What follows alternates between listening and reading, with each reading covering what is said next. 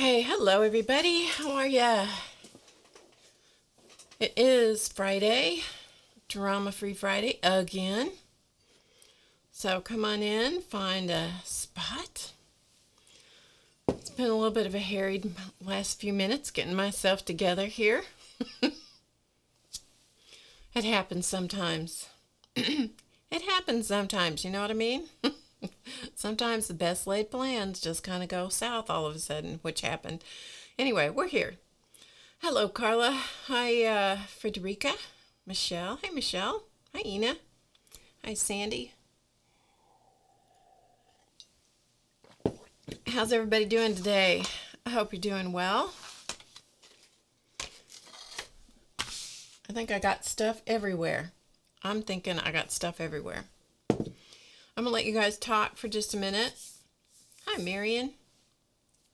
Hi, Sandra. And Miriam, Carol, TMT, Roesta, Mika, Deborah. Boy, we got a great group showing up. I'm going to let you guys chat for just a minute. I need to get a stencil that I have soaking in the sink. So if anybody says, where's Barb? You know. So, I'll be right back.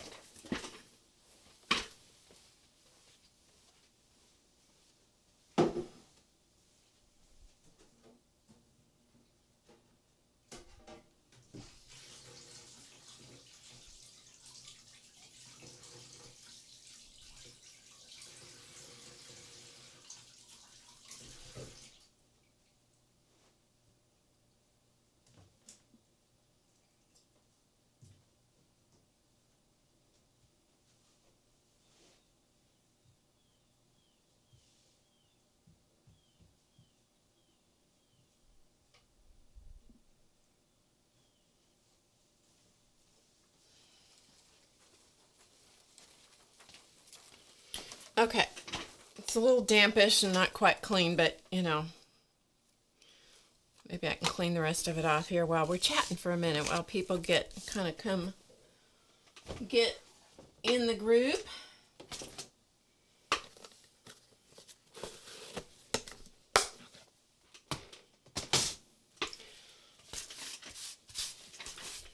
I just want to be able to show this to you because I used it on this particular thing that we're doing today, and I had it soaking in the sink because I've been jelly plate printing with it earlier.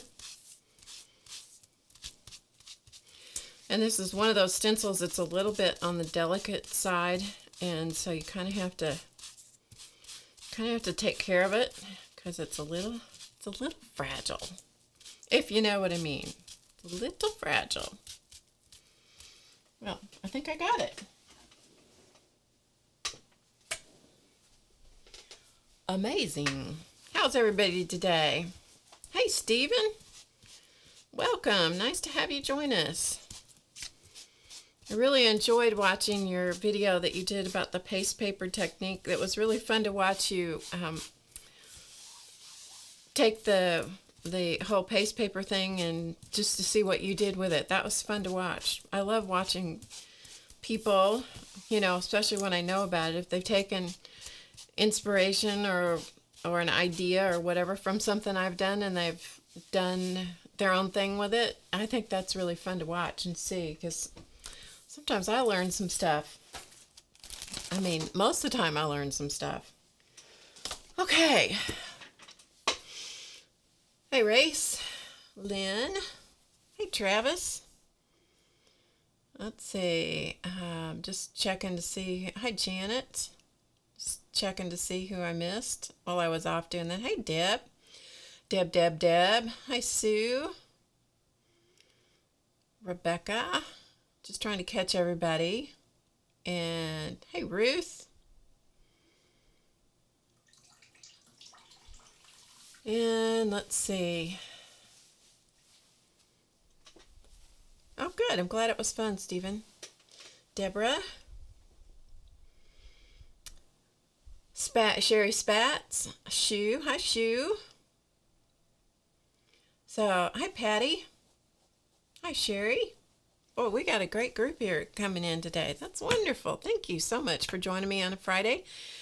I'm Barb Owen, in case I didn't tell you, which I probably didn't because There for a second, I had cameras that weren't working and a few other little things that were kind of going, you know, the gremlins were present today. And so things were a little wonky there right at the minute. And then I know this is like stuff that you guys don't care about, but just to explain why I was a little frazzled when we got started, I have a monitor. I have a bank of monitors that I watch, but I have this one that the controls to turn it on and to manipulate it are on top, and I have to go over the top of that to adjust one of the cameras. I was adjusting the camera, touched something on the top of the monitor, and sent it off on its own little path. So that took a minute to figure out, you know, like, okay, what's it supposed to do, you know? Anyway, too much technical mumbo jumbo. Hi, Jerry. Barb who? Barb Ross, that's who. Anyway, okay, let's start again. I'm Barb Owen. It's nice to have you guys here. I am from HowToGetCreative.com, and that is our membership website where we have loads of creative arts classes there covering a wide variety of subjects. And so HowToGetCreative.com sponsors this show, of course, which we call Drama Free Friday because it's Friday and because we don't do drama here. There's too much drama in the world. And as I say pretty much every week, if you can do something about it, get out there and do it. Let's not talk about it. Let's just do it. How about that? If we can deal with it, let's deal with it. Otherwise, talking about it, you know, we're going to just pretend that the world is full of rainbows and fluffy white clouds and sunshine for the next couple of hours, because it's okay to pretend for a little bit and just let it all be out there somewhere. Oh, good, Marion. I'm glad you got it.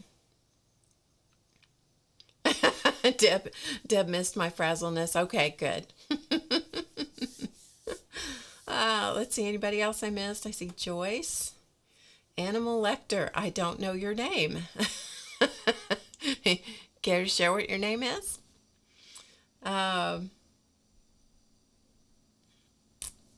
Yeah, the latest class is the Coptic Stitch Binding book, and that's the latest class that just went up today, which is the official. Hey, Julie, I know your last name isn't Topaz. Hi, Jillian. That's right, Ruth. Hi, Jane. Boy, we got some great. Hi, Lori. Signa. Is it Paloma? Is that how I say your name? Paloma, I hope. Signa from Norway. Great. Hi, Kat. Oh, my goodness. Can you show us the journal to entice you? The journal that I created.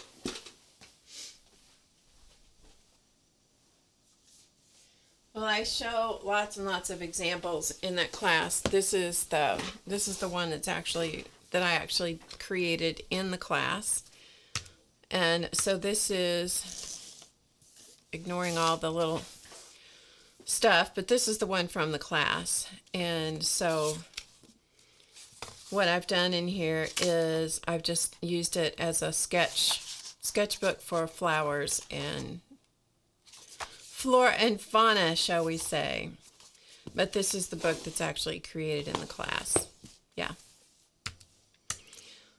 So anyway, this class, which is number 12 in season 3, completes season 3. So we are totally finished with season 3, and those of you that are members of the website, I will be sending out an email to let you know what's happening, because we'll take a few weeks off in here in between seasons, and that doesn't mean you won't have stuff to watch and new stuff each week, but it won't be official classes. So yeah. Hi, Annette, and let's see, DRD Mom, I forgot your name. Is it Susan? Do I show how to do the stitch with that? No, it has the Coptic stitch binding is done with the cover. Yeah. Okay. So that's what's up. That is what's up. So today, I don't really have anything for show and tell as such. I will have some cool stuff coming up that's in process.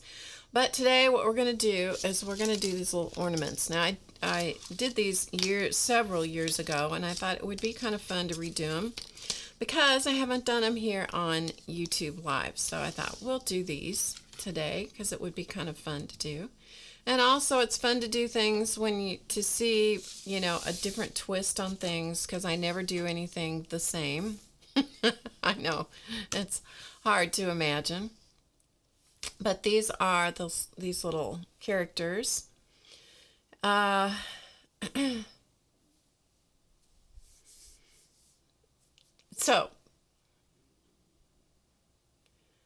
we're not doing Coptic stitch today. What I was talking about, Juliana, was that was the latest class on how to get creative in the membership area.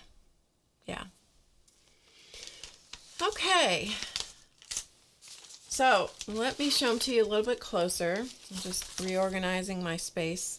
No matter how much space you have, there's never enough. I know. It's hard to believe. So we'll look at them real close. I'm trying to get all the background jazz out of the way so you don't have to see all that. The measurement of these is, let's see, from the tippy toes up to the top of the head's about 6.5 inches. And this is kind of a recycling project, kind of. I'll show you what I mean here in a minute. But anyway, that is one. It's kind of a mixture of new and old, actually. New things, new materials and old materials. So there's that one. Thanks, Juliana. You're welcome anytime. So there's another one.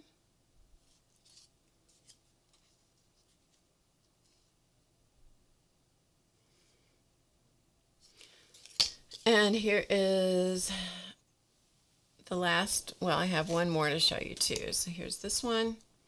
So they're just kind of little, angel being, make you feel good kind of little things. They can be used for tags. They can be used for ornaments to hang on a tree. I like to have things like this to just hang around in my studio space.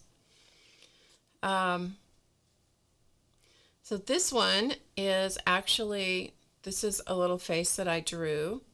Now you could use the stamps. I saw Joyce said, do you use the face stamps that she bought a few weeks ago, some of my face stamps. I didn't in this case, but you could stamp the faces on cardstock and color them as long as you have the ability to scan them and resize them, or just I have an inexpensive printer that has a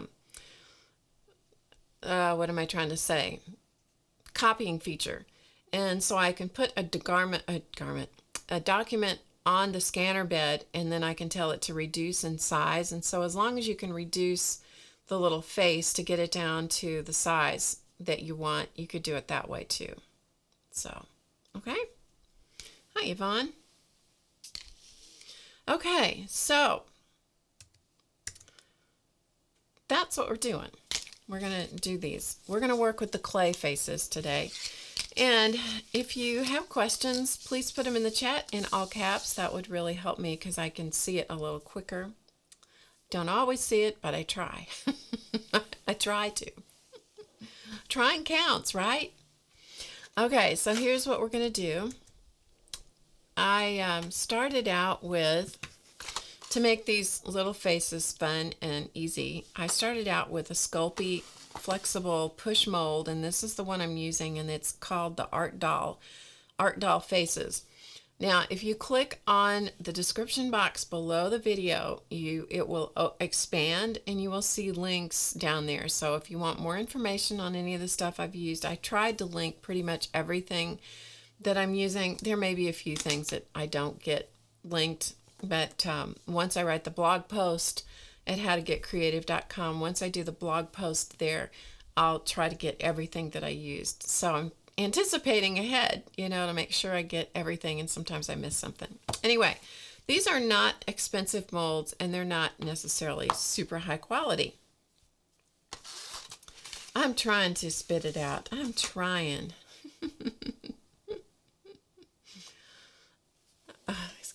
Hang on just a minute. Computer wants to talk to me for a minute. Okay, so what we're going to use today is we're going to use paper clay, and with this mold. So this is paper clay. I have it in this FoodSaver bag, and I'll tell you more about that in a little bit. But that is how I keep the clay from drying out, is I put it in a vacuum seal bag, and I can keep it for a long time that way, which is nice. Now I happen to have a vacuum sealer, the kitchen or FoodSaver vacuum sealer, I guess is the name of it. I happen to have one of those. You can use it for lots of things. You can use it for food, of course, but you can use it for lots of other things too. All right, so the clay is in here. And this is an air dry clay. So I'm just going to get a little bit of it out. I'm not going to use very much because I already have a bunch of them molded and dried and so forth. So keep the bag closed up tightly. And then when I'm using these little molds like this, and this is the clay, again, it's called Creative Paper Clay. It's not the only clay you can use, but it's the one that I'm choosing to use today. Okay. I also find that it's helpful, first of all, not to have an attic fan or a ceiling fan on. Hi, Tykree. And anybody I miss, please make each other feel welcome, because I don't always see everybody as they come in. So what I have in here in this little dish is a little bit of powder or cornstarch. For these molds, I find that it really helps to have some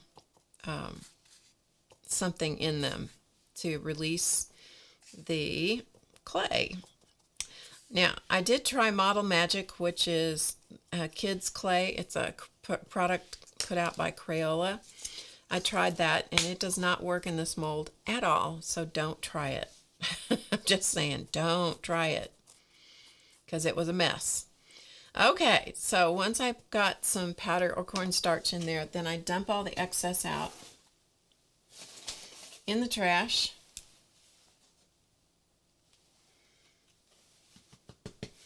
And just kind of tap the back of the mold. And that way I've got a little coating of the powder, but not much. Hi, CB. Hi, Nikki. Coco's sleepy and stinky as usual. So I just take a little bit of the clay, roll it in my hand to make a little circle, and you'll get to where you know how much clay it takes to fill one of these little molds. Now these, as I said, are not expensive, high quality molds, and because they're not a solid mold, okay? But it works. So I just pat that clay in there. And again, I roll it in a ball. Now, for this particular little vase that we're doing, it doesn't really matter to me if the clay cracks and carries on. It doesn't bother me. If you fill the mold too much, just scrape off some of the clay. I try to make the back of the face as flat as possible, but, you know, certainly doesn't have to be. All right. So that is as hard as it is to mold the faces. And then you can just keep going and going and going, because there is enough clay in one of these 16-ounce packages. There's enough clay in an 8-ounce package to make a lot of little faces. I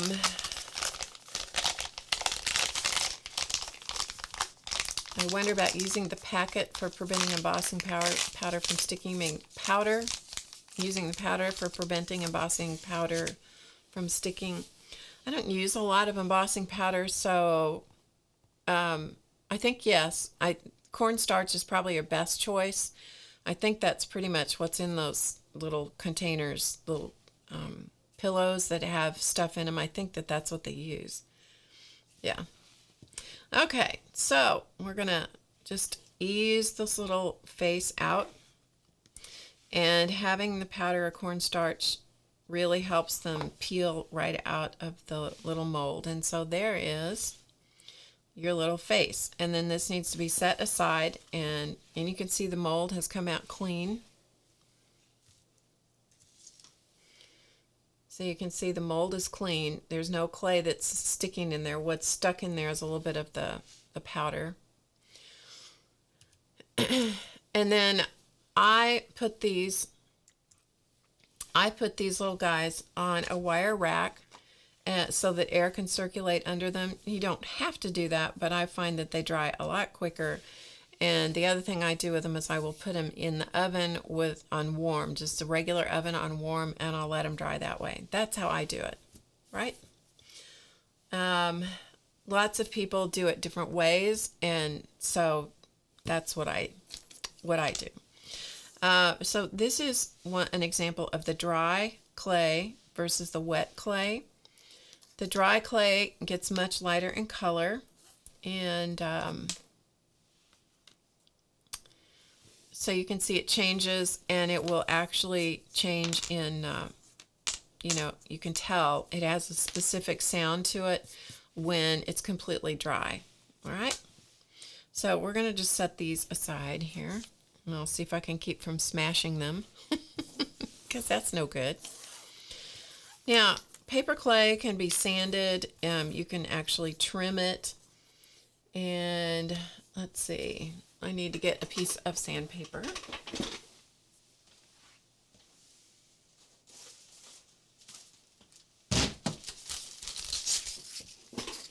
So I have a variety of pieces of sandpaper, and so you can just use this to smooth off the edges. If you have any little crumbs or little uneven edges around there.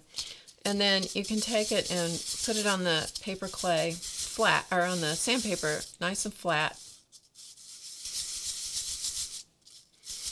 And you can sand it that way to smooth off the back of it if you want to do that. Okay, so real quickly, I'm going to sand around the edges here, because we need to paint these, because we don't want them to be.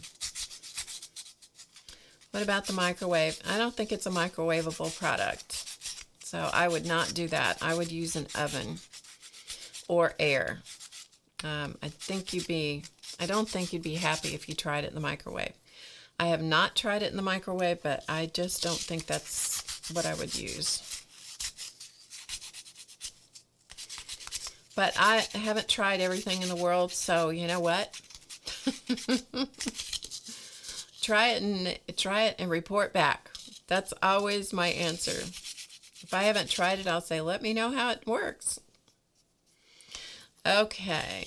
And some of these are a little cracked, and some of them didn't mold beautifully, because the clay, as it dries out, the clay will not mold as nicely. And it gets some cracks in it and stuff, and I kind of like that. That doesn't bother me at all.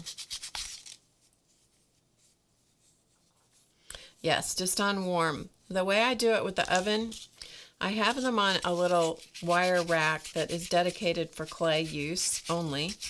So I can use it with Sculpey or any other polymer clay, as well as the paper clay. So I put it on that rack, and then I set my oven as low as it will go. This is my regular baking oven. I'll set it as low as it will go. So mine goes 200 degrees. Let it heat up, and then I turn it to warm. And then I just let them stay in there till they're dry. Now, you can let them air dry, and they will air dry. But it will take you usually, a day or two, where the oven will do it in a few hours.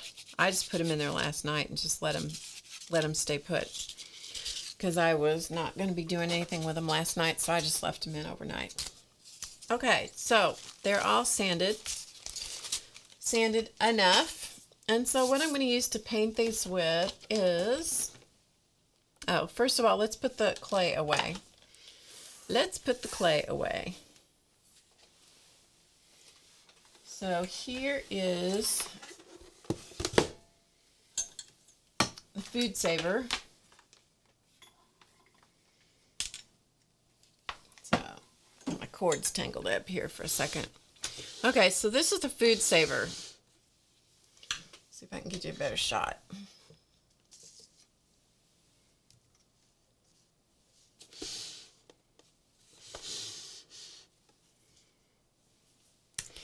Okay, so this is a FoodSaver, and it is a sealing machine, basically, and it's intended to be used in your kitchen, but we're going to use it here. So I have one of the bags, and then I just put the clay inside the bag, like so. Okay, so it's in the bag, and it goes. The open end goes down inside the FoodSaver in the channel. The trickiest part is getting it in there and to hold still till you get it snapped in place. You lock it on the sides and then push the button, and you'll see it suck all the air out.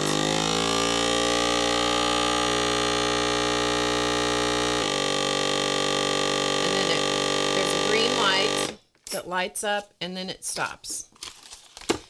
And so then what you have is the clay is all airtight, so it's vacuum sealed, and the enemy of the clay, the paper clay, is air. Okay, so that is why this gizmo works so nicely, because when you have the air pulled out of the package, then it will last indefinitely. Okay. All right.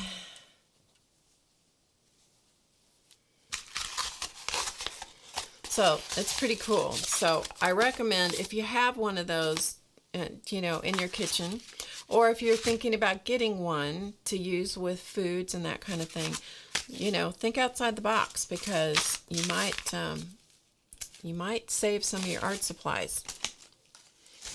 Alrighty. So back to our little faces. So what we're going to do to paint them is I'm going to use the Lumiere paints, and this comes in a little package called the Exciter Pack.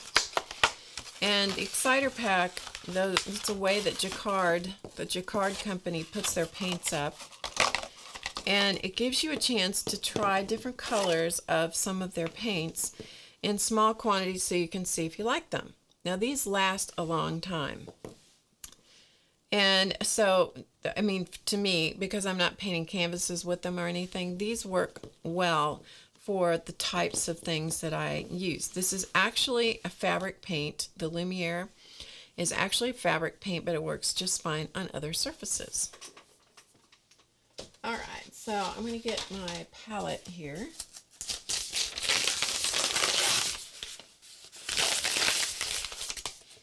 So I'm using a disposable palette. You could use a paper plate. You could use anything you want. But these paints are either metallic or pearlescent, and so that's kind of fun. So we'll use a couple different colors. So we'll just put some out here.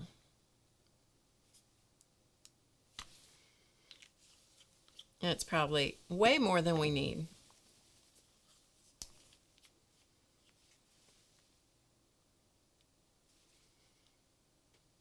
And if your tubes clog up, I've had these for a while, just keep a pen handy and open them up. But they are lovely, lovely colors, and these are wonderful to use in your journals, art journals, and all kinds of things as well. So the colors that I have going on here,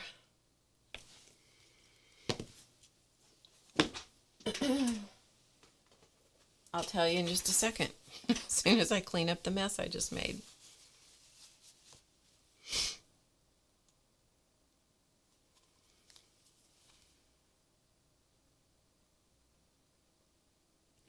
Okay, this particular color that I just squirted out is called Halo Violet Gold. This one up here is Halo Pink Gold, and this one is called Pearl Turquoise. And they are lovely. They really are lovely colors. If you ever try working with the Jacquard Lumiere paints, you will be thrilled with them. I scared your cat. That's like every time I'm watching somebody streaming and they have a dog that barks, it sends the sponsors into an absolute frenzy. They start growling and running all over the place trying to figure out who the intruder is, you know.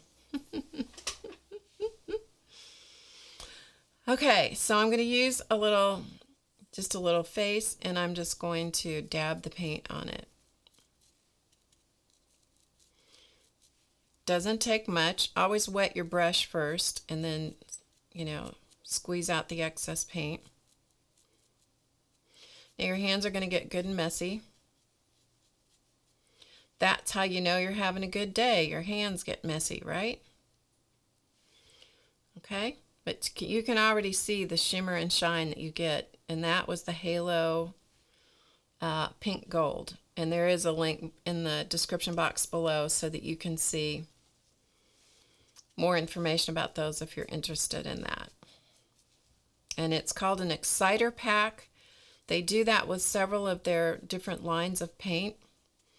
And it's really fun that you can get small quantities of their paints and try them out, which is nice. I do love Jacquard's products. See, isn't that nice? Nice shimmer and shine. So I'm just going to do maybe, I think that's all I'm going to do in this color. So I'm going to rinse that out. Squeeze the water out of the brush. Let's go to the next color. Their gold color, which is called metallic gold, is wonderful. So I may use some of that as well. So it's just kind of fun to do these little faces just because they're, you know, kind of art. They are art dolls. They're art doll faces, and they're just fun to do in some non-traditional colors. And they make these little ornaments. Just a fun little something different. Now, after this is dry, you may have to go back and I may have to touch them up, but at least it gives us a place to begin.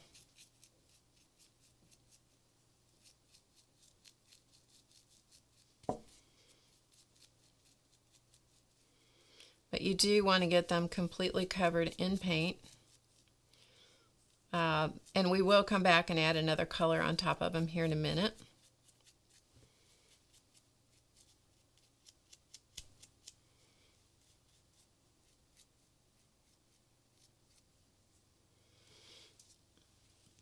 All right, so clean that off. See if I can clean off some of the paint off my hand.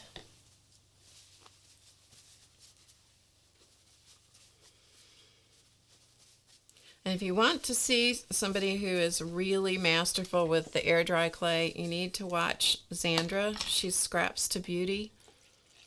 I don't know if that's actually the name of her channel, but she streams on Ustream. And she does some incredible things with air dry clay. She does a lot of sculpting with it. And Xandra has done some amazing things. So she's Scraps to Beauty. Is that the name? Is that how they find you, Xandra? You're welcome, Marion.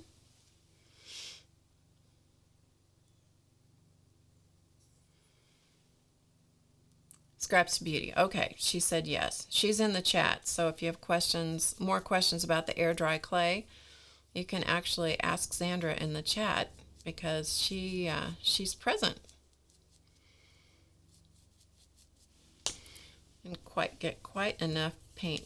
I was being a little stingy with the paint here. It does kind of soak up the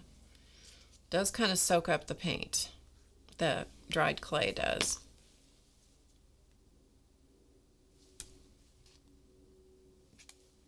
But these little bitty containers of paint really go quite a long way, I find.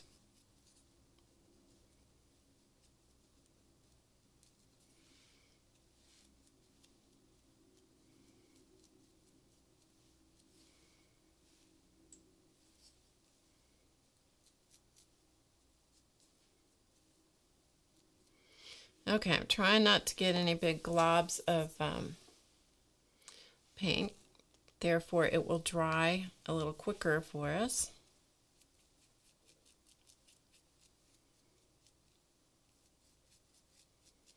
But with the paper clay is so porous, they'll dry pretty quickly.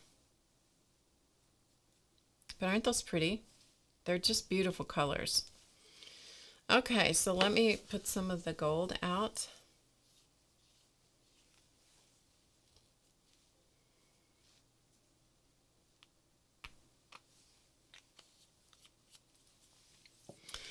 Okay, so this is metallic gold.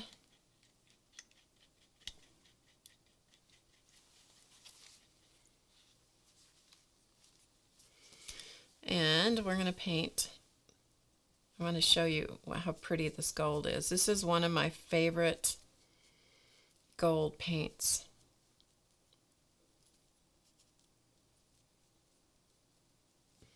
It is a little tricky to hold on to these little babies.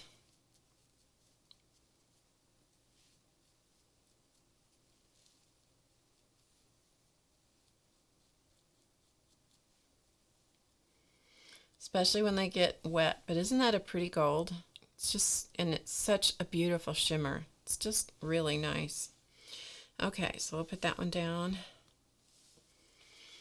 Paint another one gold, and then I think I have enough paint of one of the other colors to do the last little face that I have here. We won't get all these done today, believe me, but I find it really fascinating and interesting when I have lots of things already prepared. Like I have the faces done, I have the bodies done, I have the wings prepared, just a bunch of them, and then I don't even necessarily have to make them in that moment, but you know, it's fun to have it all the stuff ready, and then some days I just sit down and I just make stuff, which is kind of neat to be able to do that. So this one I'm just using up all the leftover paints, and whatever color she ends up, because the whole point here is to use up all the little bits of the paint. Now there's lots of metallic paints out there, of course. I've never met a metallic paint I didn't like, truthfully. But this, I have to admit, is one of my very favorites, is the Lumiere. Okay, any questions?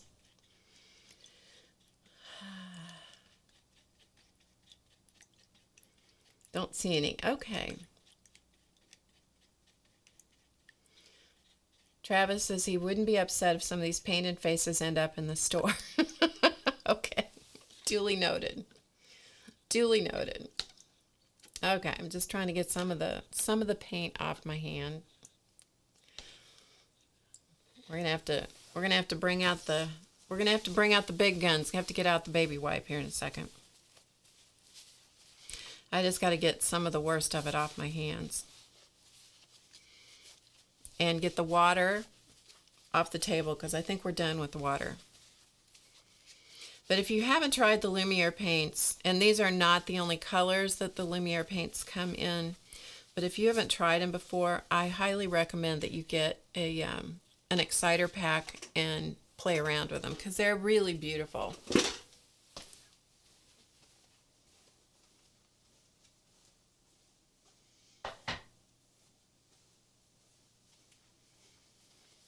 And your hands are going to sparkle for a while too.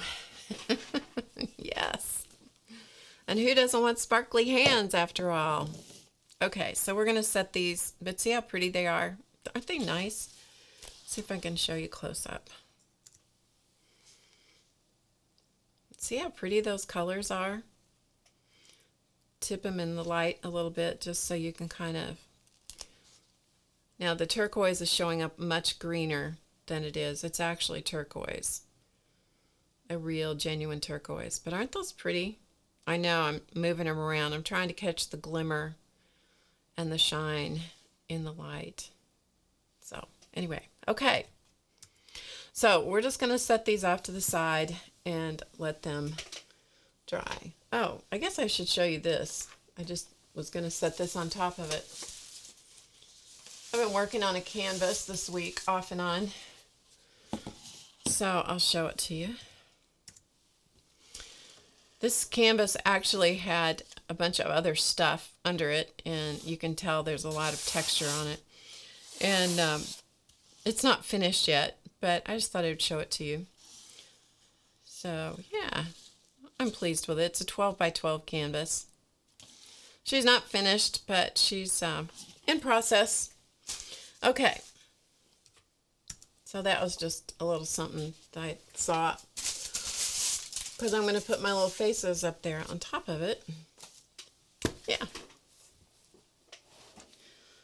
Do I know who carries those paints? Well, if you have a Hobby Lobby close to you, sometimes you can buy them locally. Otherwise, the link that is in the description box below the broadcast window is an Amazon link. So I'm sure you can order them multiple places. Amazon's easy, so that's why I use those links. Oh, thanks, Susan. Okay, so what we're going to do now is we're going to build the dress fabric. And this is a great way to use up little bits and pieces of stuff that you have on hand that you have trouble throwing away. Am I the only one that has trouble throwing stuff away? Oh, tell me I'm not. Try not to allow myself to be a hoarder. However, there are aspects of my personality that I've been accused of. And little bits and pieces, that would be one of those things I have a hard time throwing away. All right, so what I have here are little strips of, these are all paste paper, leftover paste papers that I have. And what I use to make the strips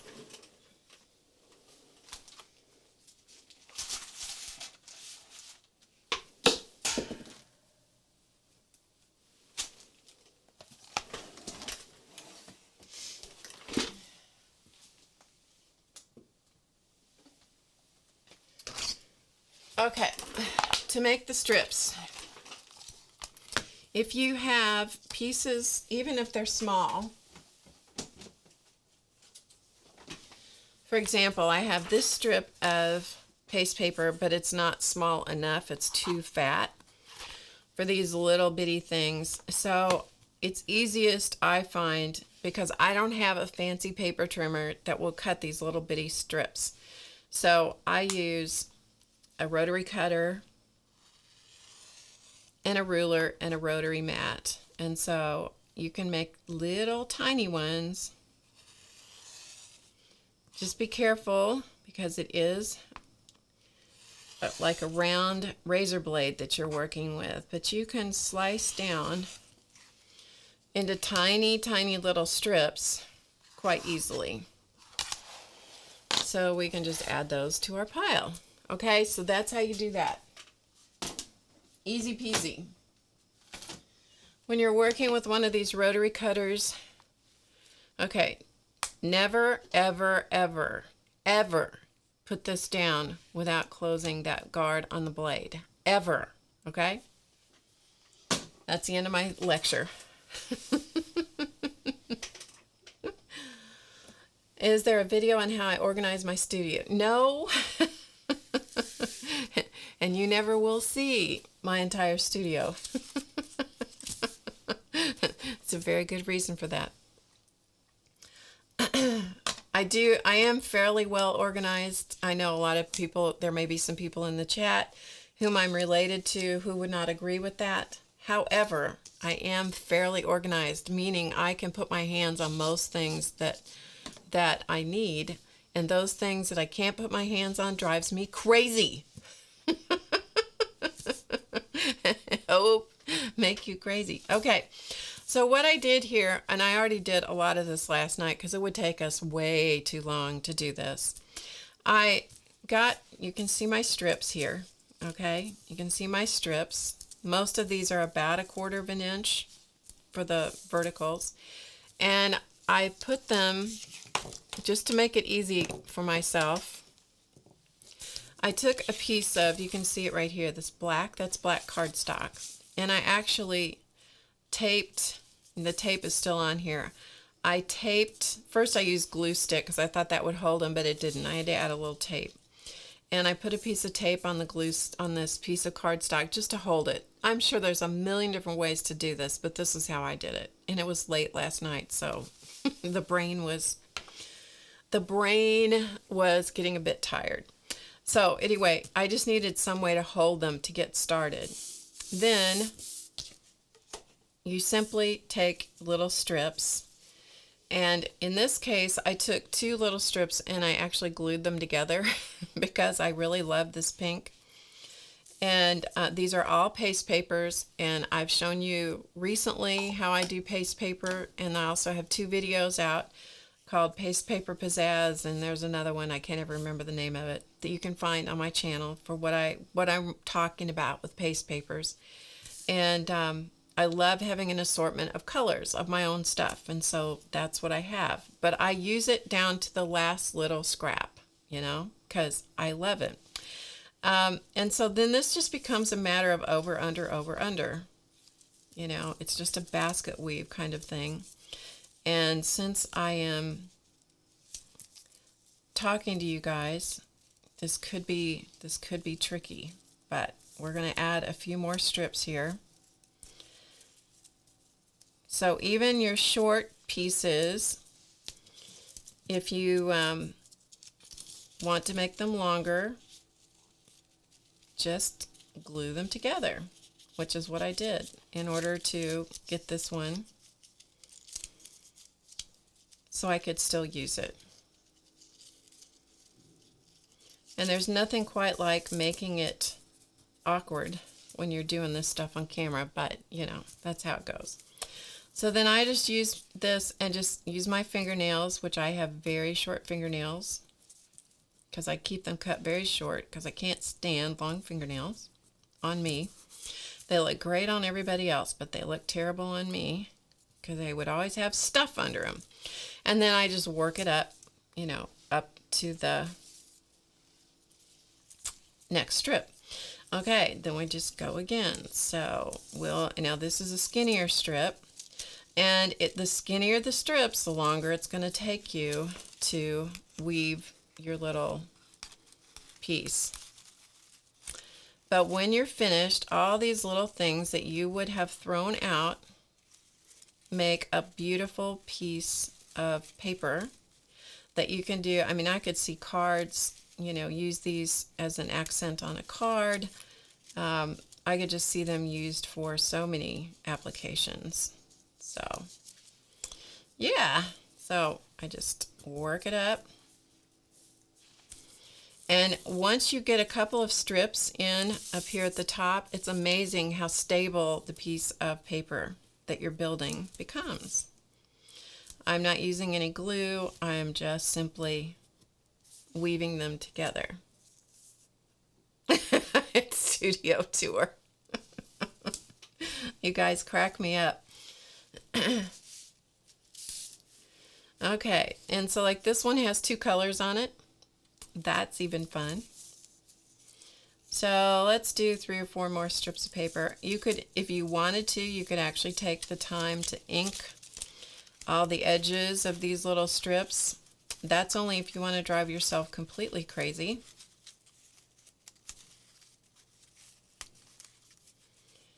Which, you know, let's be honest, I'm crazy enough without making myself crazier. Barb's method of organization, when it comes to the different things that I'm involved in, is called the piling method. I know what's in the piles. And woe unto him, sponsors, who gets in and mucks around with the various things, because each one is a project that's ongoing, either for a class, for YouTube, or something else. So yeah. Okay, so then I just cut off the ends, and sometimes the strip is long enough to give you another weaving strip, which, yeah, that works well. Okay, so let's grab another one. And what I'm trying to do is just put a variety of color in here, because I really like the variety of color. And you can, on the ones that I did before, on these little ones, what I did here is I have solid colors going one direction, and patterned, some of them are pattern papers like scrapbook papers, going the opposite direction. So you can see by looking at that, hopefully now, that you can get the solid colors and the pattern colors. Okay? Yep. Now the secret's out, and now you know why you'll never get a studio tour. I would have to clean it up. Yeah. You know those magazines where they do those beautiful studios? There's a whole magazine out. I forgot what the name of it is. It's probably Studios. That's probably the name of it. Where they show all these wonderful studio tours and all that. I'm like, no, ain't happening here, folks. Don't come here and expect to get a tour here. No. No, no, no, no, no. In the past, I have shown some things about my studio, but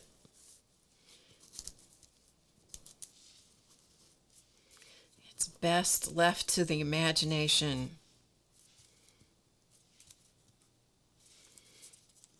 Best left to imagination. Okay, we're going to do two more strips. See, I get started doing this and I just want to keep going and going and going, because I find this kind of thing so I love seeing how it comes together, and so I could do this. Besides that, it's mindless, you know.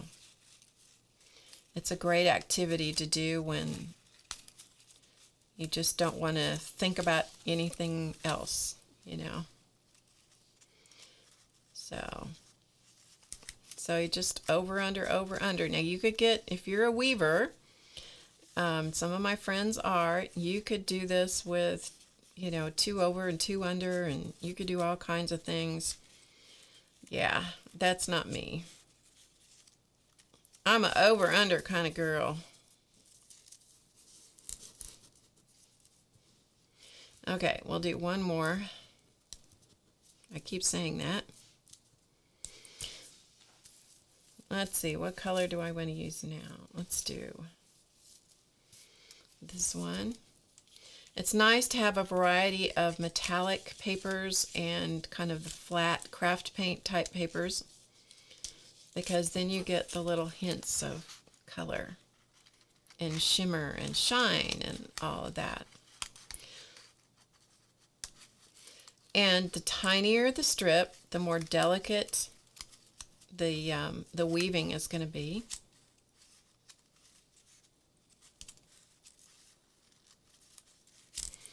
Which is fun.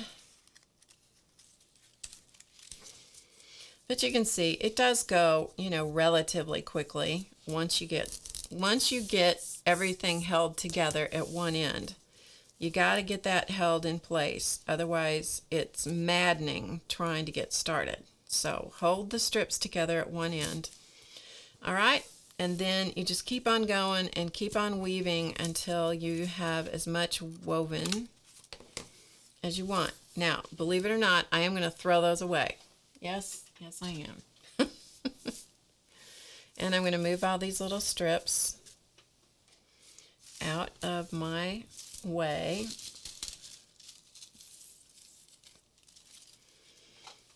See if I can put them someplace where I'll know where they are. Okay, so there's our little piece of weaving. And this is going to become our little dress. And I gotta find my little pattern here.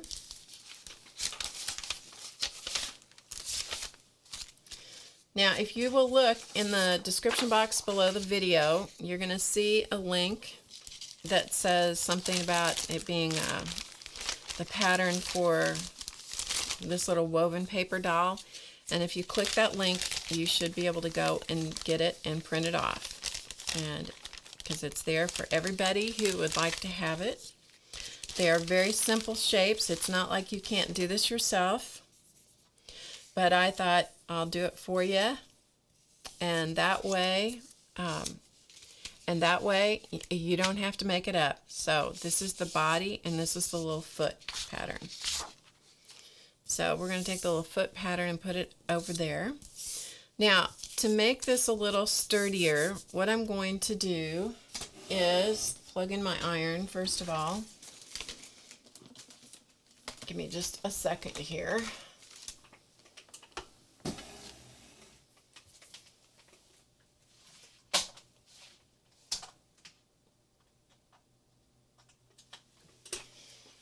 Okay, so I have an iron.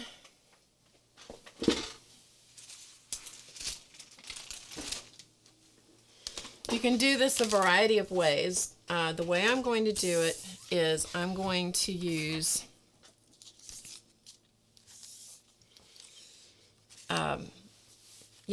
I'm going to use cardstock. And the cardstock that I'm using,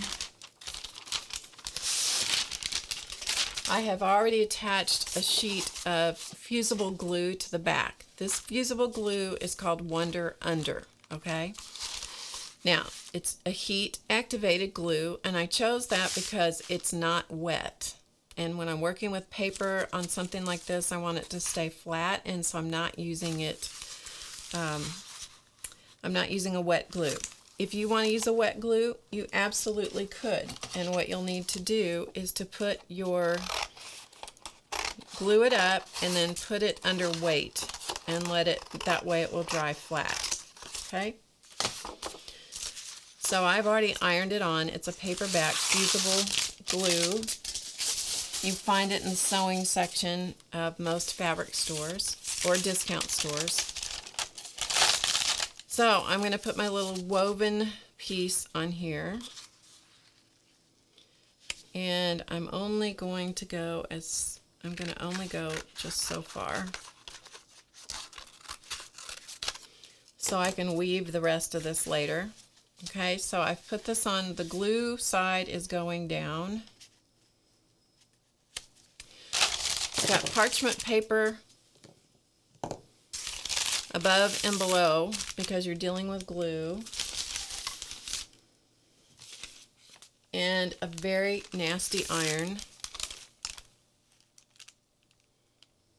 Okay, it's a very nasty iron. See? See that? It is truly a nasty iron. You do not use your clothing iron to do this. This has got to be a fiber and paper dedicated iron.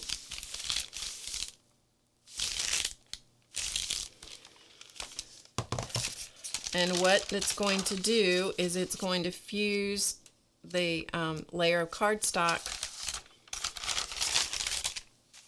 onto the back of the woven strip, and it's the woven piece. And what it's going to do is it's just going to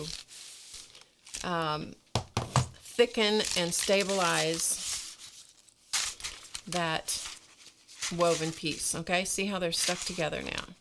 Now, this is hotter than the surface of the sun at the moment, so you have to be careful with yourself.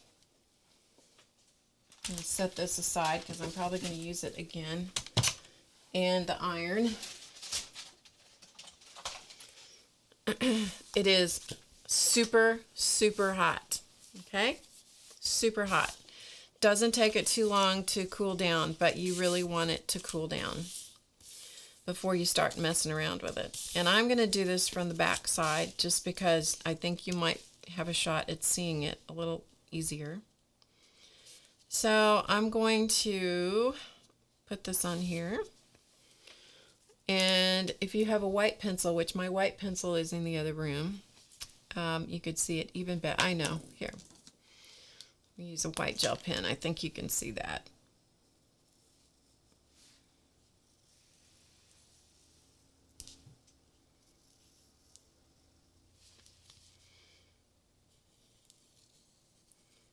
So draw around the little dress. And then if you'll flip the pattern, you won't lose very much of your weaving. Okay? It helps if you draw right next to the pattern instead of going off in your own direction.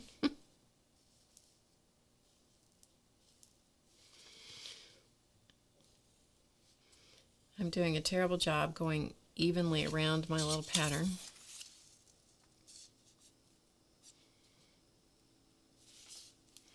So let's do 4 of them.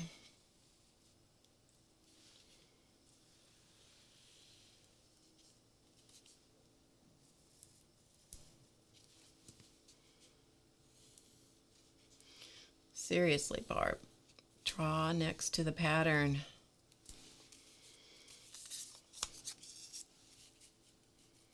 Good thing you can cut it off, isn't it?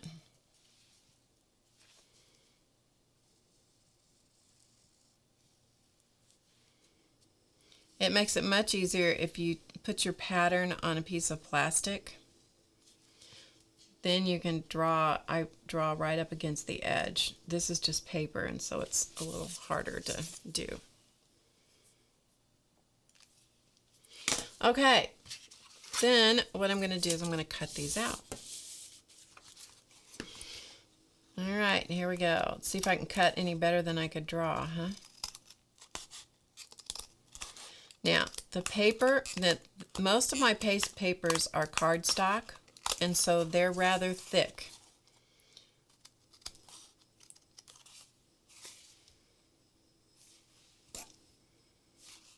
It'll be interesting to see. I got a little close to the side there. When you're doing it upside down,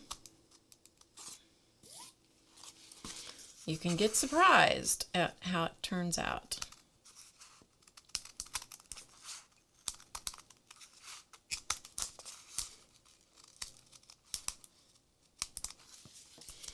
Okay, there's one, okay? So, I'm going to put this over here where I can see it, now that you understand the process. So I'm going to put it over here where you can't really see me cutting necessarily.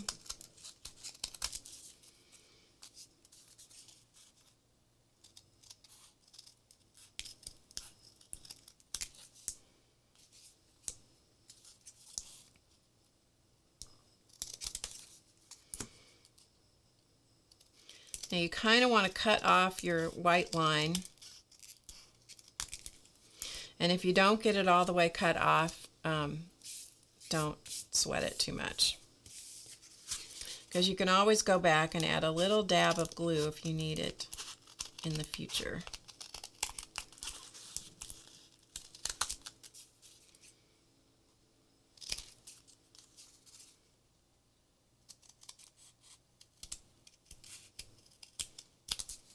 But it's just, I think they're just fun. I think they're just fun little. And you can see how they're coming out differently, just depending on where the weaving happens to catch them.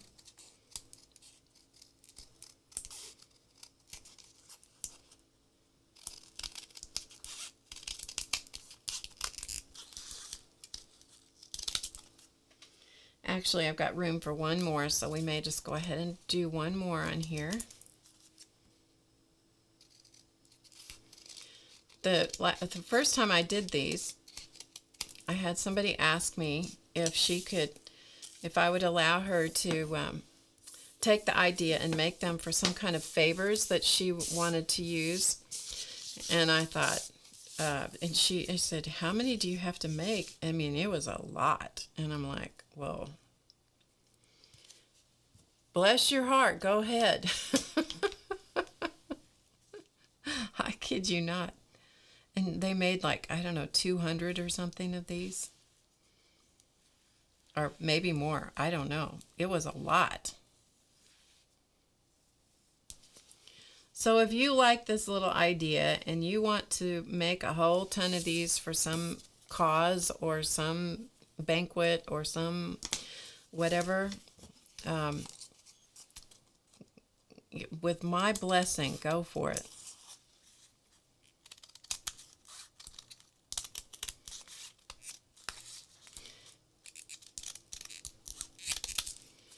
I would not even put these on Christmas packages unless it was going to somebody that I thought would value it to some degree, if you know what I mean. Let alone to strangers that I'm pretty sure are going to go, oh, that's nice. It's a lot of time. A lot of time invested, huh? Okay. All right. So here we have 5 little dresses. And I'm going to throw out all these little bitty scraps, so I'm not tempted to keep them for anything. Too much like confetti. Yeah. We all know how Barb feels about confetti, don't we? Okay. So we have these. Now we need some little feet. So we have some little feet here.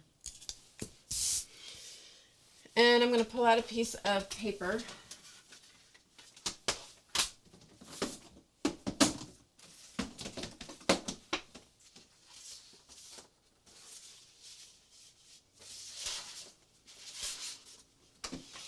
And I'm only going to do one, so this is paste paper, not particularly pretty paste paper either. And I'm just going to take a piece of it.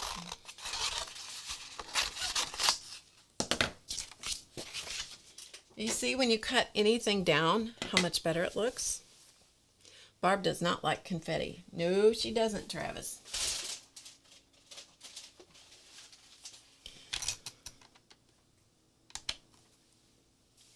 Travis is telling you stories. Okay, in order to thicken up this paper also, I'm going to use my little ironing surface again. And I'm going to use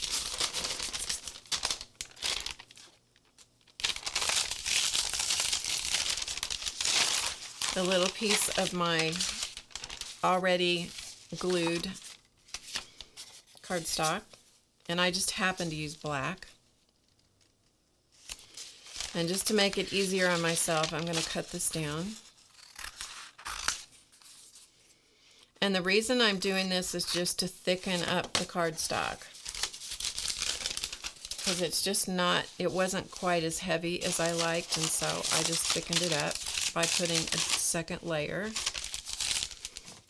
Now, if you have something like a Xyron machine or one of those that applies edge-to-edge adhesive, that's a great place to use it.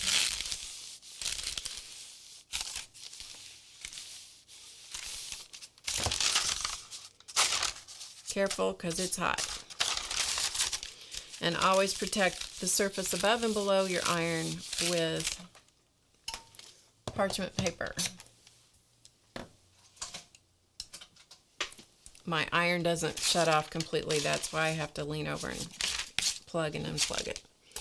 Hot paper. Very hot paper going on here. So it'll cool down pretty quickly. Exactly. Ruth says confetti and glitter is very yucky. Correct. Correct. Okay, so now because it will show up, maybe I should use a black gel pen so you guys could actually see it. You just decide where you want her little feet to go. Don't get too close to the edges, just in case the adhesive, wasn't right at the edge, since I was working with a piece. Doing this in pencil is definitely better than pen. I'll do one in pen just so you can see it. Okay, so you see the little feet? Okay, so there's the little feet. So then I would do the same thing, and I could go different directions and just outline the little feet.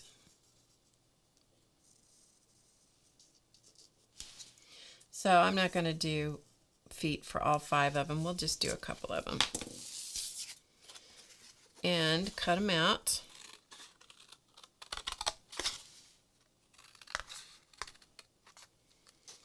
So if you want the little pattern, it doesn't cost you a thing. You don't have to join the website. You don't have to join anything. You can just go get the little pattern, download it, print it out. You're good to go. And if you want to make changes to it, you know, reshape the feet because you don't like these little feet that are shaped like this, then you can do that.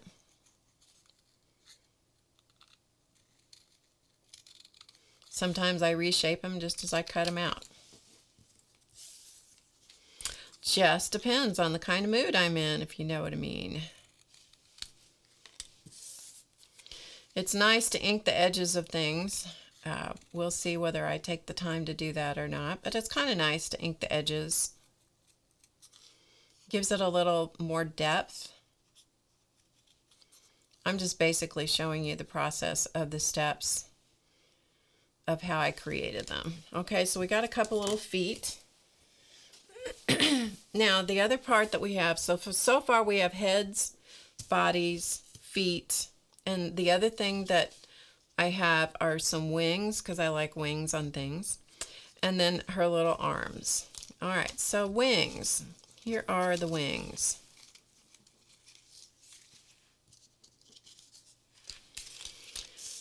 So what I did,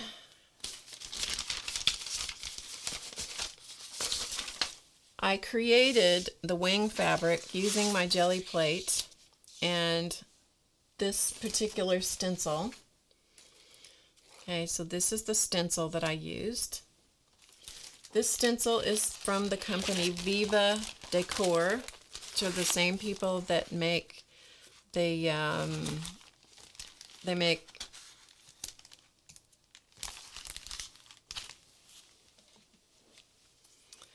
Inca Gold. Sorry, it escaped me. It flew out of my head. So this is the stencil company. It is Viva Decor.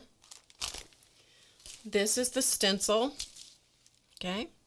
What I did was I used my jelly plate. I used this like a big stamp, and I used the jelly plate like a big ink pad. So I put white paint all over the jelly plate.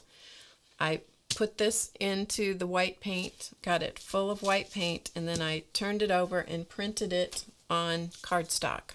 That's how I got this design. So there's one, here's another one, and here's another one. Ignore these were experiments, but this is a tan color with the white lace on it. You can barely see it. That's why I did some dark colors. Then, to make the wing shape, I used, from this set of stamps, which is a Diane Reevely set of stamps, I used this because there were 2 different wings. I didn't have to reverse it. All right, easy peasy. I stamped them off on vellum. Okay, so this is vellum paper, just because it was easy. Used archival ink, and it's got a little bit of stiffness to it, so that's why I used that's why I used vellum. And then I placed my vellum patterns down on my various pieces, you know, that I chose. You can maybe see it here. You might be able to see it. Yeah, okay, so I just laid that little image, one of my little stamped bits, because I didn't want all the stuff that was inside. That's why I went to the trouble of going around it, because I wanted to keep that lace pattern. Okay, and so I just drew around the outside of it, and I used a Sharpie to draw around the outside of it. And so here's the light colored one, the white, the tan with the white. This one I don't think you're going to be able to see, but Oh yeah, you can a little bit. This is the really dark blue. And again, I have backed them with black cardstock. So it's a double thick cardstock. So when I cut them out, so I've got one cut out right here. Now, if I want to, I can actually shape the paper gently, gently.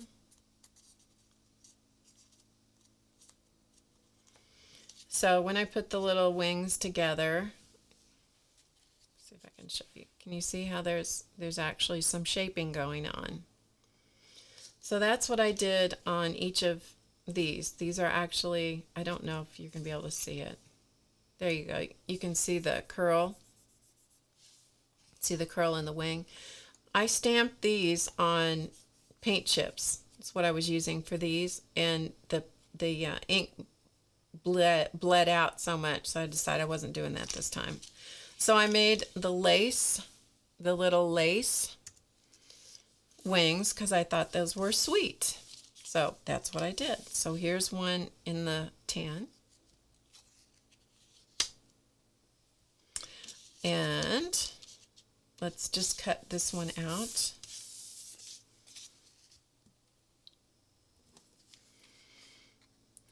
So basically it's a matter of just, I kind of like leaving the black outline, so I'm trying to kind of cut in the middle of the black outline, so I leave some of it on, some of it not. And then if you want to, you could actually detail these with a white gel pen. If you want to add even more detail into the wings, you could do that. If you like to doodle, this is a great place to do that, to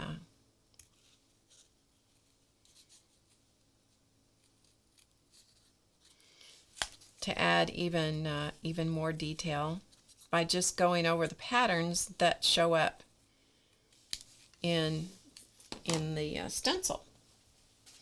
For example, let's take an example just using the paper. So let's say you want to come in here, and with a white gel pen you could actually go over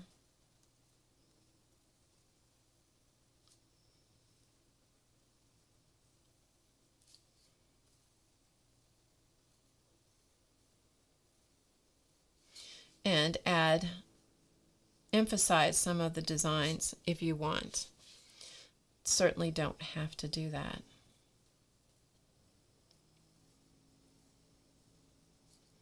Sometimes I think it's kind of fun to have something that's just kind of, kind of mindless activity where you can just sit down and you can just, add little bits of design to it. So you could do that on the wing if you wanted to. Anyway, just an idea. Okay. Yeah, you decorate a Christmas tree with them or use them for package, for the package tie, gift tags, that kind of thing. Okay, so we have all our pieces and parts kind of done here except for the arms. So let's do some arms.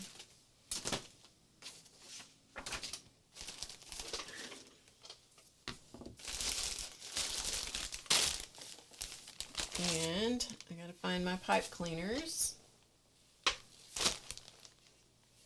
which have just temporarily disappeared on me. Okay, hold the fort. I gotta go find my pipe cleaners. The sponsors must have been in here stealing my stuff. All right, I'll be right back. I gotta go get, oh, here they are. Never mind, I found them. Okay, so I have a pipe cleaner, okay, chenille, otherwise known as a chenille stem.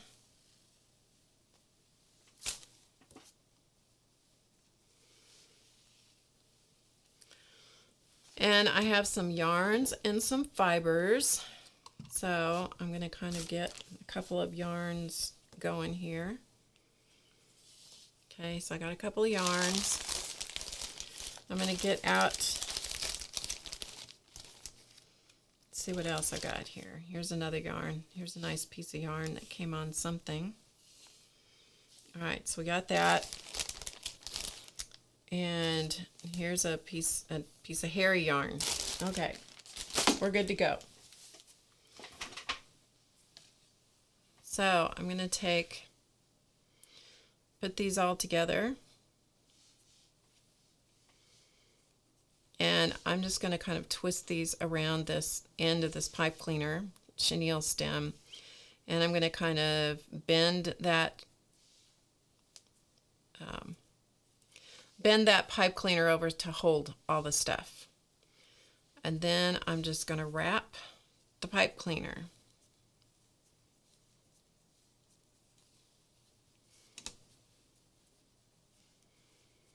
Okay, I'm not trying to cover it completely. I'm just wrapping it. I don't care if some of the pipe cleaner shows through. That's fine.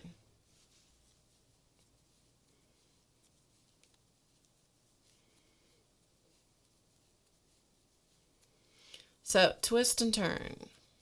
And you can use thin yarns. You can use all different kinds of things in this. It just totally depends on what you want to do. It does not matter.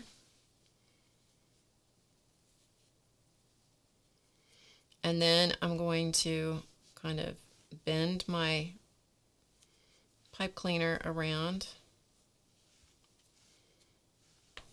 to hold this together. And then if I've got any pokies, I'll just cut them off. Okay?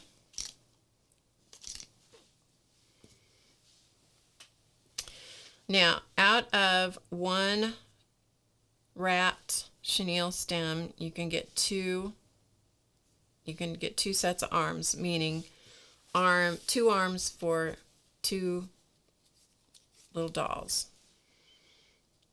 Now, it takes something that's heavy duty to cut this because it is a wire, so don't use your good scissors.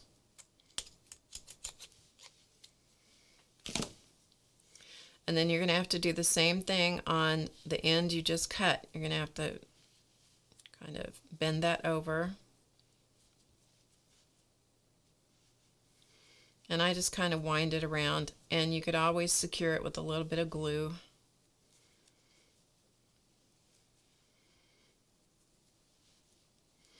And then bend it in half. Okay.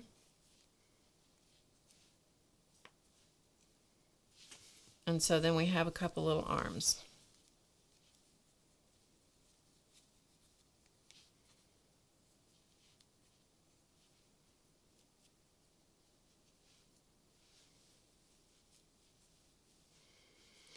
So you just kind of monkey around with it until you get it the way you want it. Trim off any extras. Bend it in half, and we have a couple little arms. Okay, let's make a doll. Let's make a little doll. So let's take this one. And I don't know if you can see up in here, but the arms are glued on the back. So they're glued on the back. The wings cover up the arm attachment. And I'm just going to use some tacky glue. All right, so we're going to put her arms. First of all, we're going to decide about where we want the arms. Okay, so about like so.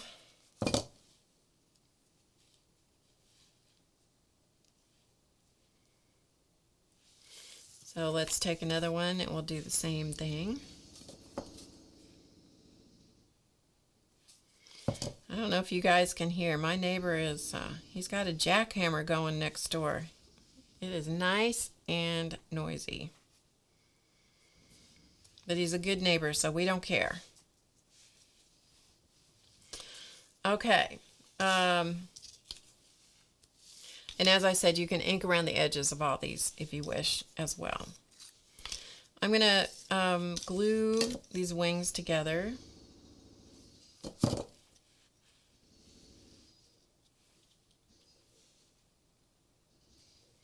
Just kind of helps hold things together a little bit. So hopefully they'll set up here quickly.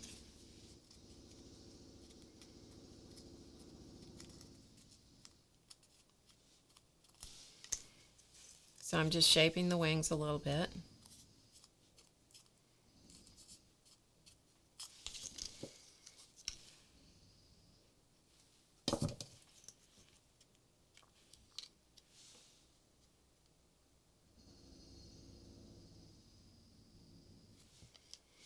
Tacky glue sets up fairly quickly, but it does take a minute. So, all right, so let's go back to our little heads, which are now dry. And it's kind of fun to add a little bit of Inca Gold to these to bring out the features of them a little bit. So let's see what we can do about that.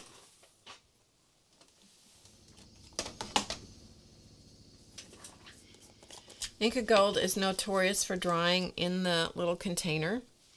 So I keep a folded, very wet baby wipe in the container with it, and that helps keep it moist.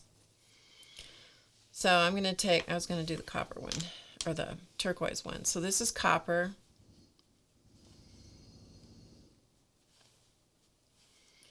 Just a little bit to just kind of bring out the features a little bit. And to kind of give them a little more character.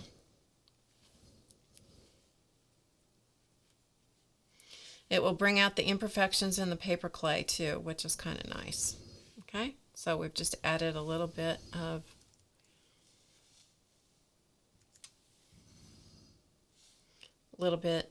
the Inca Gold to it. Okay. If you don't like that, don't do it. It's fine.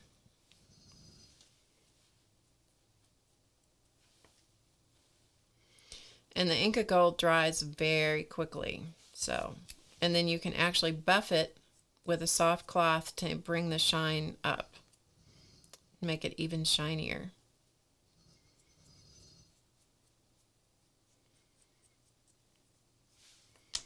Okay, so we're going to work with those two.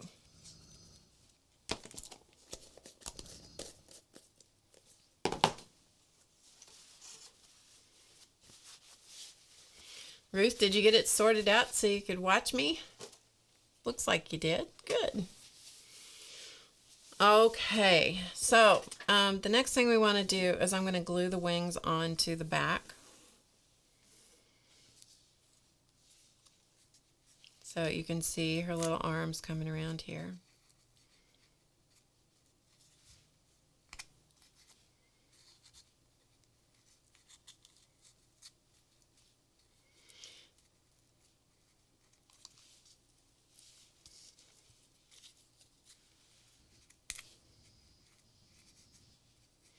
So you just shape the little arms to get them the way you want. Okay. And then we're going to put the wings on.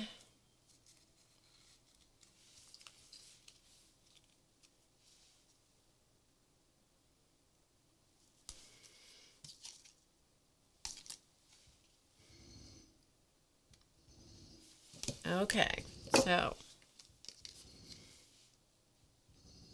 add some glue. Add the wings. And again, it will take a minute for the tacky glue to grab. And if you are so inclined to use hot glue, you could do that. I personally detest hot glue, so I don't use it. But that doesn't mean you can't use it. It just means I don't like it.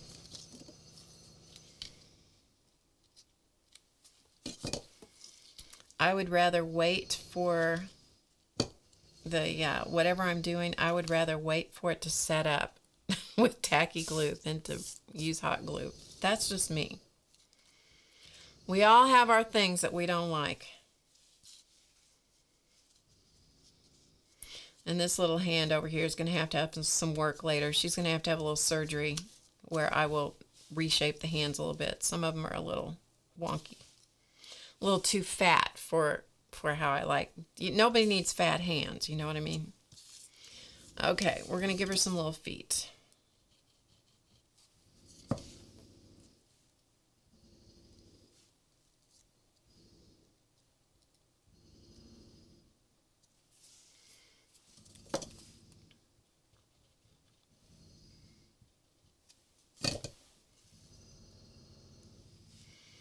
Okay, give her some little feet, like so.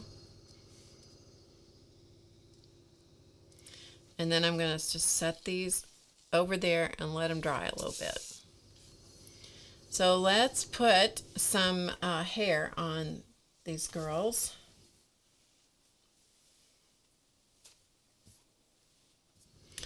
So this is hairy yarn, and I like it for doll hairs.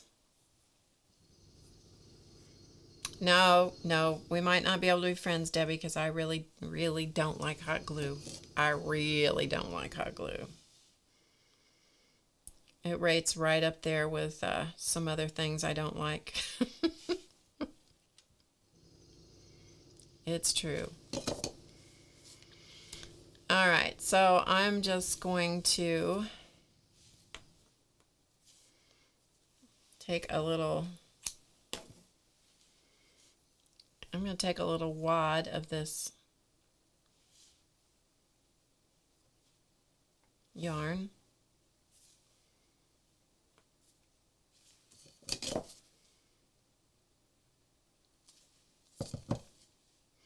One of my friends uses hot glue on a lot of her things, and then I'll always ask her how she attached something. She'll say, "I used hot glue."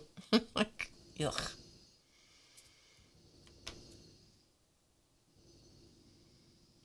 Not my thing.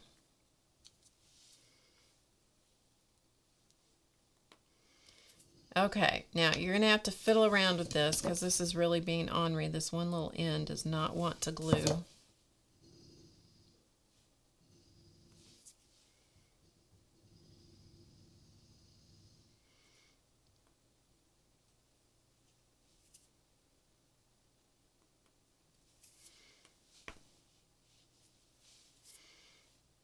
Okay, once you kind of get some hair on the back of the head glued in place, then you can look at it and say, does she need more? Well, this little one does need a little bit more, so we're going to put a little bit more on.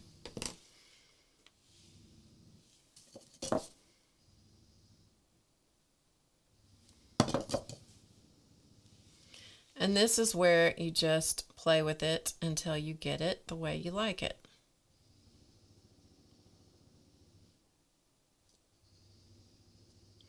I tend to like these yarns that have all the fibers on them, even though they get everywhere. I like the fibers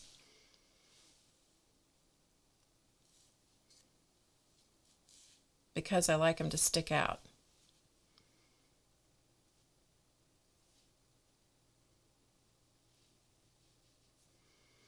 And once the glue grabs, then everything's okay. Until then,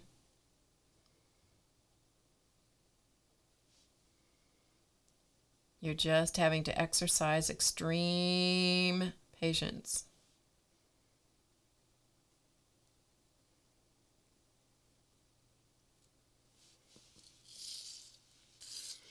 And seriously, this one thing is determined. It's not going to cooperate.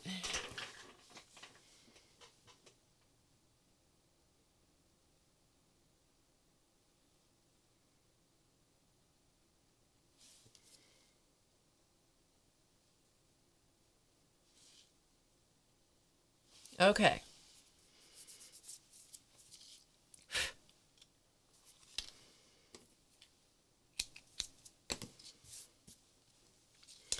So I'm going to put some glue right here. I'm going to put her little face on her dress, like so.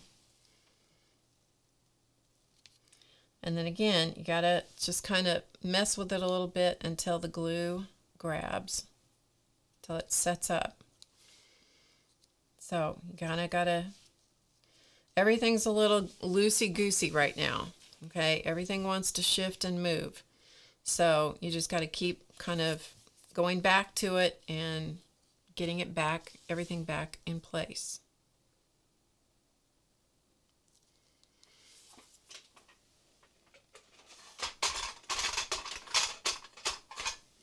And sometimes I even will use a little clamp.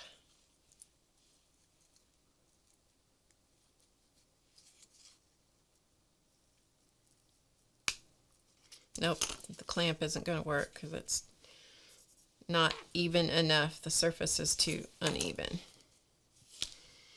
So if the face was flat like it is on this one where the paper is flat, the clamp works great. But on this that's uneven, you know, got the dimension, nah.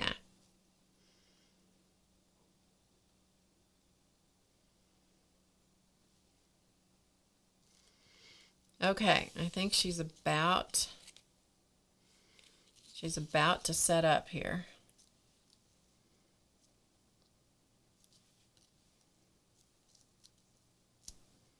But you're gluing surfaces that are not flat together, and so that's why it takes a little bit longer for the glue to set up. Okay, so while that one is setting up, let's come back to this one. And let's use a different yarn.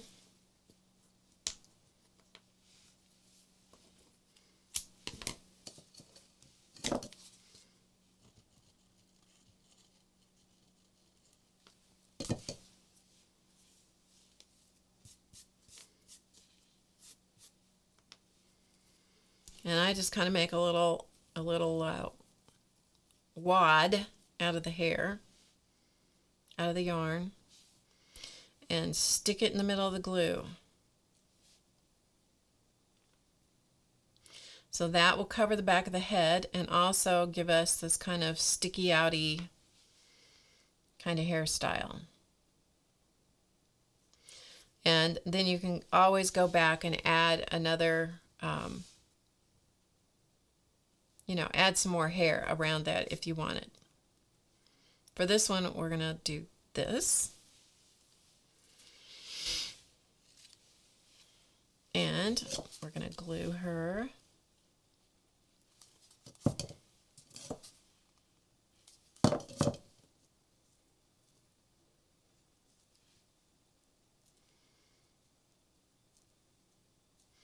Glue her little head right in place on her little body, like so.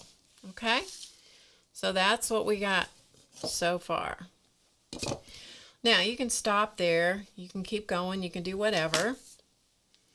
I really enjoy putting some words on them. So I have these sticker things, Chit Chat and Small Talk and Big Chat. Those are the three that I have. These are from Tim Holtz. And so I just go through here and I just look at, you know, whatever is here to see if I can find something that makes it an interesting thing to put on here, right?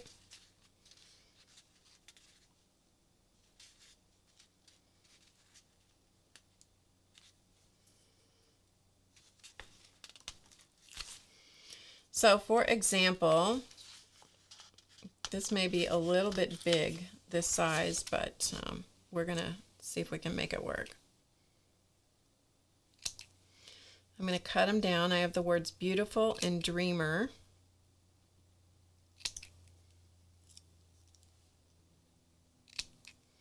So I'm going to cut those down just as much as I can, just to make them a little bit smaller. Okay, so I'm cutting them down.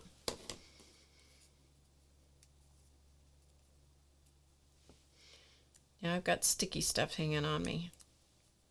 Got it. Okay. So maybe what we'll do is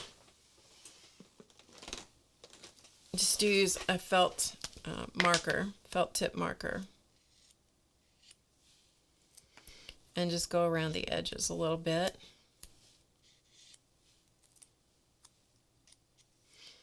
And maybe even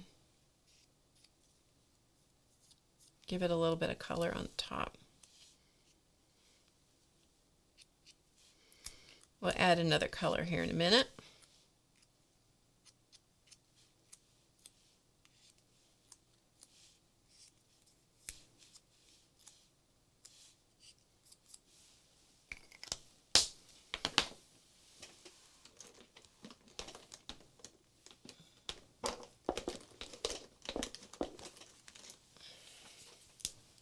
And these are the big brush felt tip markers.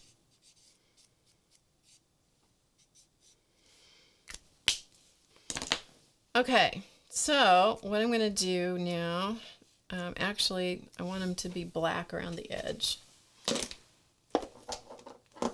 Looking for my black marker here, which is here somewhere.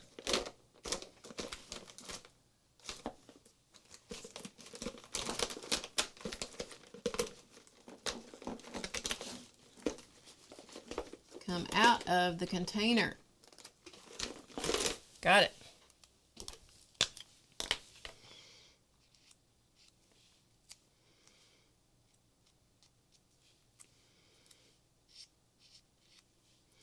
Just add a little black, it just kind of brings it out.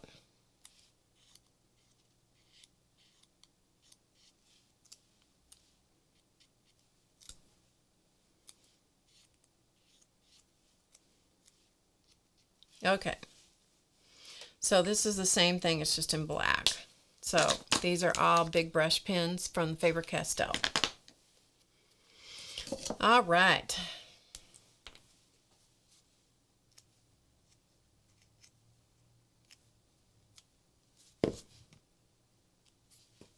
So I'm going to add a little bit of glue on the back.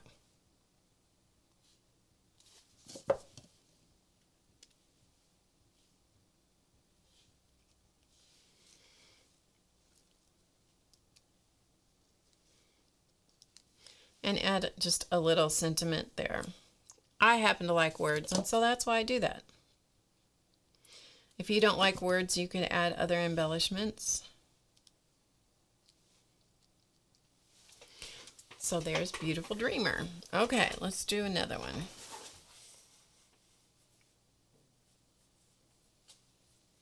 Just cleaning some glue off my fingertips. Hard to imagine how much glue I have on me. Let's take a look through this one.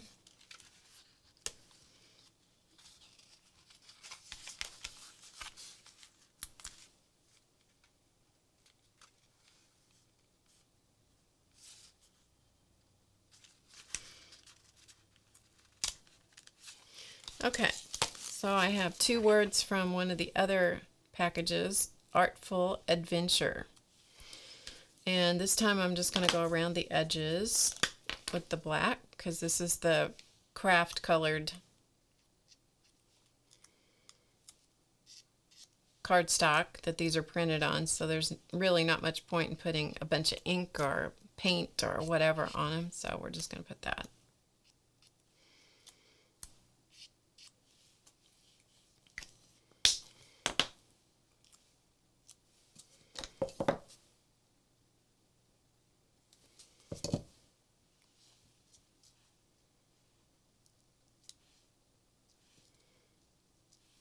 Okay, Artful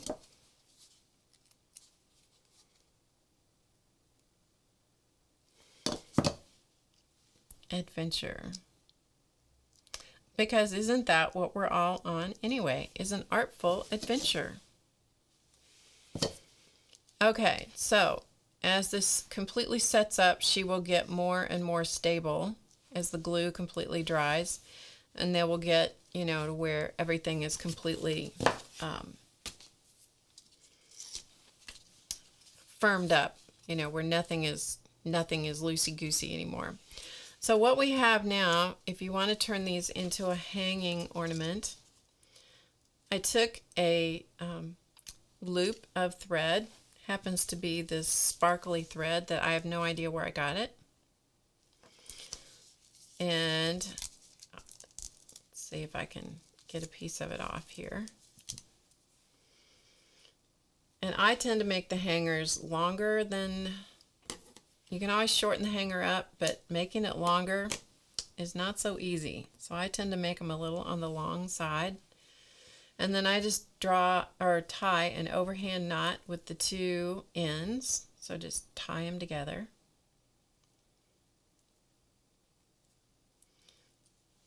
And if you can't do that, start over.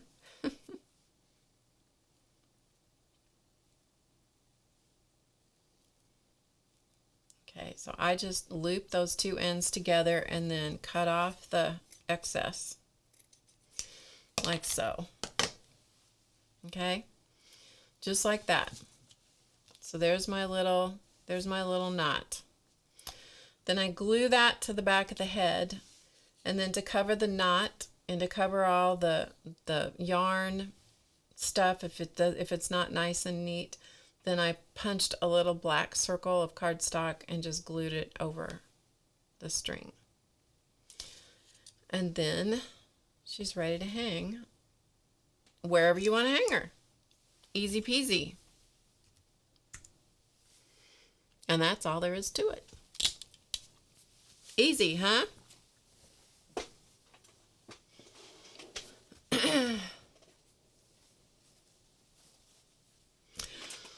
So, any questions about those little girls? It also, another thing I like to do is to tilt their heads instead of making them straight on, to tilt their faces. So you can do that so that they're, I tilted it just a little bit so they're not quite so straight on in your face. But they're easy to do. They take some time, but they're easy. They're easy. Okay, I know this is going to be a little short today, but that's what we're going to do today. So let me clean up just a second, and then we'll get the sponsors, because you know the sponsors have to come out. So if you have any last questions, stick them in the chat. And I will answer them. And just put some stuff out of the way so sponsors don't take them away. They've been known to carry things off. It's not at all unusual for me to find things that Chance especially has carried off in the other room. He'll take them and I don't know what he does with them. Shakes them probably till he's sure they're dead, whatever it is. Okay, I think I might have room for them.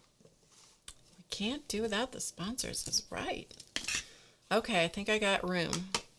They are so big that, you know, it takes a lot of room. A lot of room here.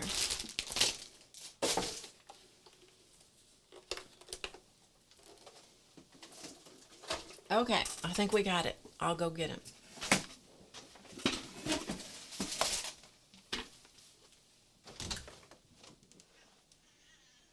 Come on. Are you coming out? Are you? Okay. You been in the window? You been sleeping in the window? Have you? Is Charlie coming today too? Huh? Is he? Is Charlie coming today? There we go. There's one Mr. Sponsor. Charlie, are you coming up? Are ya? Coming up? You are? Okay. Are ya? I hear you talking about it. Does that mean yes? Does that mean yes? Come on. Come on. He's like, these cats are like trying to handle a water balloon.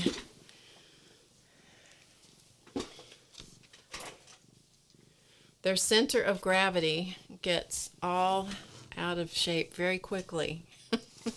There we go. Whew, that was work. Get your face cleaned up. We didn't clean up your face quick enough. Whew, there we go. Yeah, Chance and Charlie. This is Charlie. This is Chance. They always have to lay in the same position. And usually one of them wants to go over and rub his head on the camera. They're silly boys, aren't they?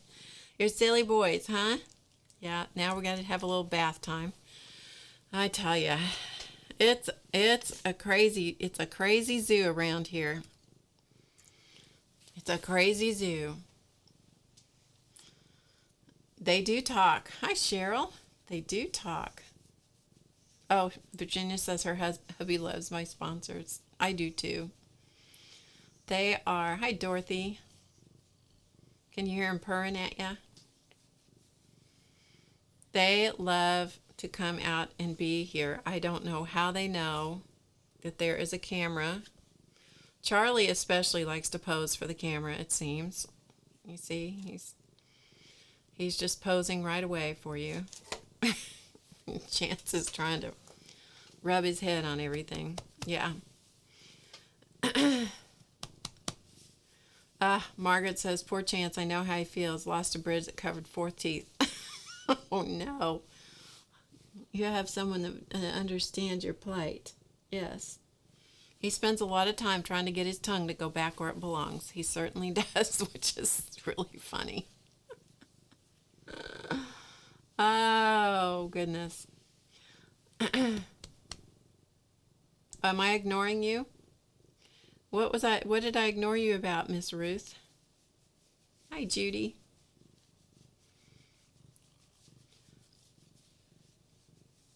I don't know what I ignored you about. You're going to have to put it in the chat. All right. It is time for me to sign off, and we're going to try not to show cat parts to the world. We try not to. Hi, Nancy. You are welcome, everybody. Paint the ugly woman. Oh, yeah, I'm ignoring that. I'm ignoring that one. That's right. You're correct about that. I'm ignoring that. Okay. I'm going to take off. Thank you for joining me today, and I will see you next week. I don't know what we're doing. Something will show up. I got to clean up this terrible studio that looks like a bomb went off in it. Guess it always does after I'm done. Hi, Janice. Oh, that's good, Michelle. I'm glad you got to join us. Oh, you're welcome, Travis. Travis says, thanks for being a consistent streamer. You are welcome. They do have pretty blue eyes, don't they? I know. I know, Margaret, right? That's what cats do. I don't get it. I don't get it. That's what cats do. Yes. You're picking up stuff up from the table. You're picking up stuff from the table. Yes. You're picking up all kinds of stuff. Okay, so I digress. I'm busy patting the cat here. I will see you all next week when we will do something. It's not going to be Paint the Ugly Woman, but you never know. So come back next week on Fridays at 2 p.m. Eastern, and I will see you then. So remember to get creative today, because you know it's easy. And I will see you next week. Bye for now.